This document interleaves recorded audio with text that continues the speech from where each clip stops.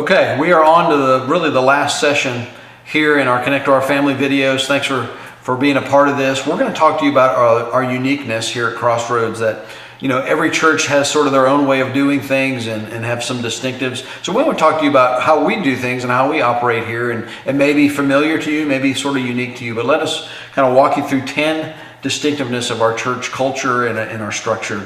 The first one is that we seek to be led by spiritually qualified leaders. I tell people all the time, our Crossroads is 13 years old at the time of this taping, and we haven't been in existence long enough for people to have sway in our church because their family has always been here, and we haven't had enough money for people to be able to have their sway by giving certain amounts of money. But we seek to be led by spiritually qualified leaders. So in seeking to be led by spiritually qualified leaders, I want to break down for you who we consider to be a leader at our church. Number one is myself as lead pastor of the church. Secondly is the elder board that we have. Our elder team is typically 3 others, and I'm included in that team. And that the elders are one of our leaders. We have volunteer staff, we have part-time paid staff, we have other full-time paid staff, and of course all those staff positions are leadership roles. We have group leaders, small group leaders, Celebrate Recovery group leaders. All of our group leaders are considered leaders. We have Bible teachers. There's times that we do teaching by other people besides myself, and those are certainly leaders.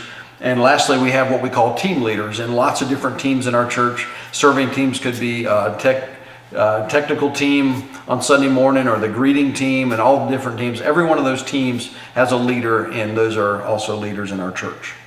Our second distinctiveness in our church is that we have simplistic decision making. And this is one of my favorite things about Crossroads is we don't vote on everything, we vote on very few things. And so how that works here is every year, prayerfully, our staff put together a plan for ministry for the next year, prayerfully. Our elders also pray over that and give input and then approve the plan by the staff. And so we present that plan with that budget and with that calendar and with those goals to the congregation each year, and we do one vote a year. As a church body, as you're a member, you're now a voting member once you join, and the church will likely affirm or vote on that direction for the coming year. Our third distinctive is that we value children and students. We've always had a heart for not just our generation, but the next generation, and valuing putting resources and time and effort into not just making disciples of adults, but making disciples of the children and students in our church. Number 4, we want to champion unity. And as a church body, this is so important. And it's not just my job or the other leaders' jobs to make sure we stay unified. I really believe as a family, it's all of our jobs to champion unity in our church. And so championing unity, we're going to talk about it in a second, but it means things like refusing to gossip and going straight to somebody if you have a problem with them, and being prayerful and praying for unity in our church, and being quick to forgive those who have offended you. All those are part of our role and responsibility to champion unity in our church. Number 5, we support missions and church planting collectively. We really believe in the value of not just being a church that's about Jefferson, Georgia, or Jackson County, but ultimately be a part of what Jesus said, to go make disciples of all nations. And so we do mission projects and mission giving from the kids on the way up, that we support missions. And specifically, we're really putting a high value on church planting.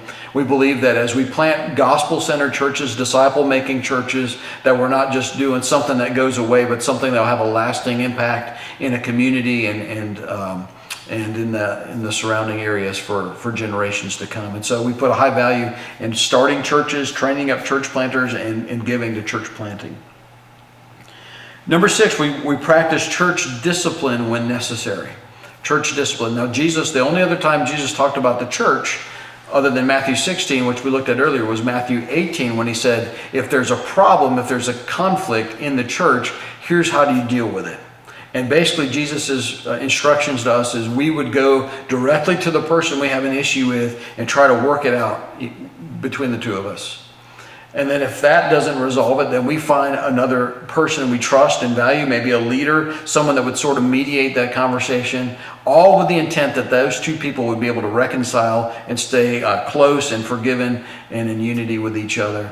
And then if that step doesn't work, he says, then the person who's clearly out of line needs to be taken before the church and try to lovingly corrected and brought back into fellowship in the church. And so we do practice that. Usually steps 1 and 2, after that people leave, but it's my heart's desire that somewhere, I don't care where it is in that process, that when we have conflict with someone else, that we be committed to what Jesus said and work through the steps of resolving that conflict together. Number 7 is we affiliate denominationally, and I'm not even sure that's a word, but we use it here in your packet, and that we do belong to a denomination, the Southern Baptist Convention. We are a part of that. We've been partnering with them, but more so, they have partnered with us and been a great ministry partner, not only on a national level under their name, but on a local level. We're part of an association that we're active with, and we've gotten a lot of value out of being a part of that relationship. We voluntarily are a part of it, and we just see so much value in being a part of it. Number 8, we ask you as you're considering membership that you would pray continually. There's a whole list we have from time to time. We put out a list of things you can be praying for Crossroads, but I would ask that you pray that we would stay true to the mission of Jesus, of being and building disciples of Christ. I would ask that you pray for the leadership, that God would protect us from harm, and that you would pray for other members in your small group, that you would pray for the ministries like children's ministry, Celebrate Recovery, Closed Closet, student ministry, that God's hand will be at work in our church. And so we ask that you would pray continually for us.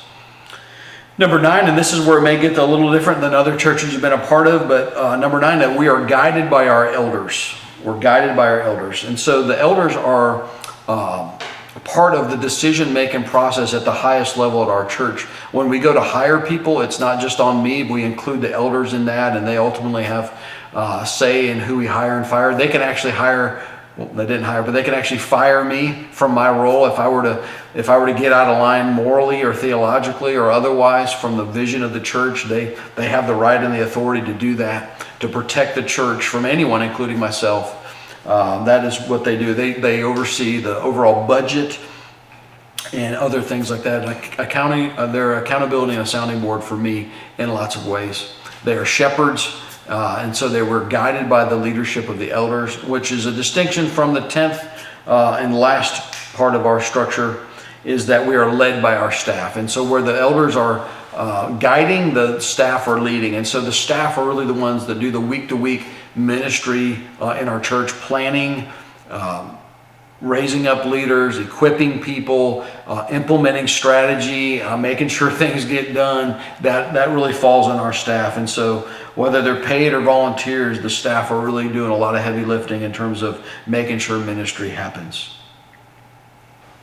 I just want to share you what we envision for the future of Crossroads Church, and really our vision is just what does it look like when we accomplish the mission God has for us, to be disciples of His and to build other disciples. We think what that's going to look like at Crossroads down the road, like 2030. What we envision is that the people that aren't coming to church, aren't thinking about church, aren't going to come on their own, that the church is not supposed to wait for them to arrive, but that we are to go to them, that we are to bridge the gap from a God who loves them and whatever lie or misconception has kept them from that beautiful truth, that we are the church that is to go to them with the message and with the love of Jesus Christ, that we would see lives change, that we would see marriages restored, we'd see reconciliation happen, we'd see addictions broken, that our community would actually look different because the gospel of Jesus Christ has infiltrated so many lives. And the way we see God doing that is through a network of small groups.